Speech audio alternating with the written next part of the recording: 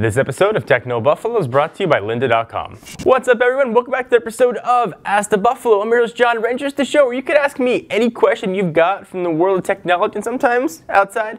This week, we're going to talk about the Moto 360, what devices I bring with me when I travel, some Windows Phone 8.1 devices, and which phone would I pick if I could pick any of the current flagships out there. This is Ask the Buffalo. Let's go ahead and get started.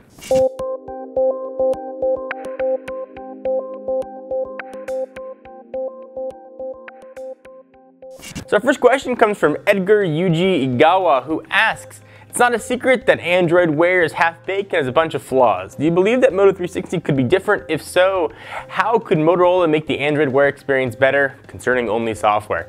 So first, it's not a given. That's just an opinion. I know a lot of people really love Android Wear. We felt that it needed a lot of time to get better.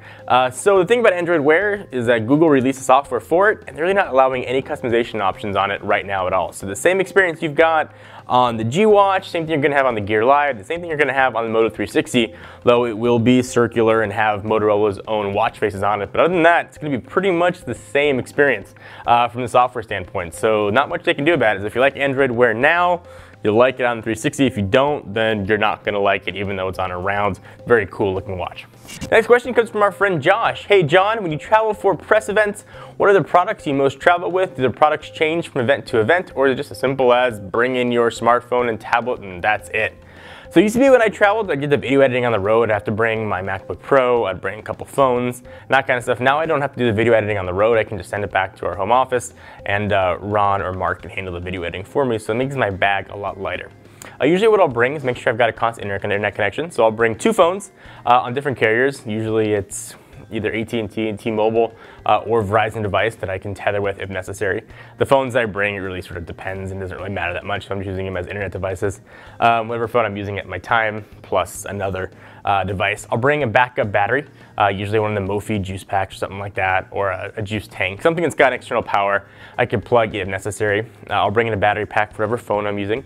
And that's really it. I've been traveling a lot with the Surface Pro, so if I have to do any video editing, which usually I don't, as I mentioned, I'll just be able to have a tablet that can do a little bit more than just an iPad. And that's really all I'm bringing out of travel. I'm keeping it light, keeping it funky fresh. The next question comes from Twitter at Yami_613 at John4Lakers. "Have you tried out Windows Phone 8.1 yet? And if so, what are your thoughts?" Yes, we've absolutely tried 8.1 from the very first day of its developer release until now. I think what Microsoft has done with Cortana is absolutely awesome. So first, the voice sounds like a normal person. It doesn't sound super robotic. You can speak to it conversationally. It can learn what you do. It can tell you jokes. It can do impressions. It can sing to you. I think Cortana is probably, I'd say, the best assistant going out there right now as far as what it can do. I think sort of toss it depending on the day between Google Now and Siri. So Microsoft absolutely nailed it there. Developer preview now is folders. I love what they did with the folders. You also still get the live tiles inside of the folder. You can determine how big they are inside of the folders and the location of the folder. Microsoft did a really, really awesome job there. In fact, I tried to switch to Lumia 1520 last week, trying to use it as a daily driver. Ran into issues though with getting my pictures from Dropbox onto the device. It took like 40 steps.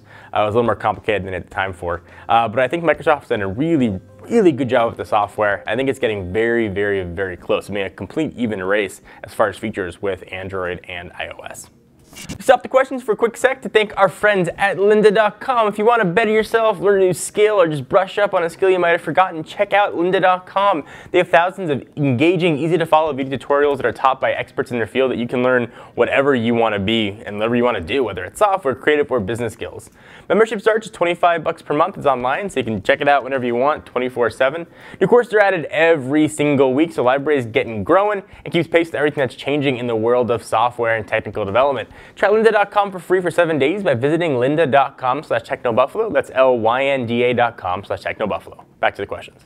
Next question comes from Twitter as well at Giovanni0918 asks at John4Lakers, "If you had to choose between the M8, the G3, or the S5 as daily driver, or recommend, which would it be?" So, you know, I can have that option. I picked the G3.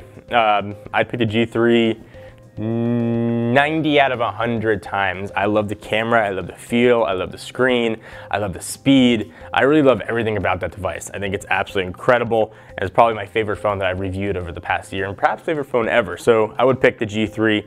Second would be the M8, and third would be the S5. The last question comes from @LilBuka01. Asks, @John4Lakers, what's your daily driver right now? I switch depending on the day between the OnePlus One and the LG G3. I sort of go back and forth on those two. I love both of those devices.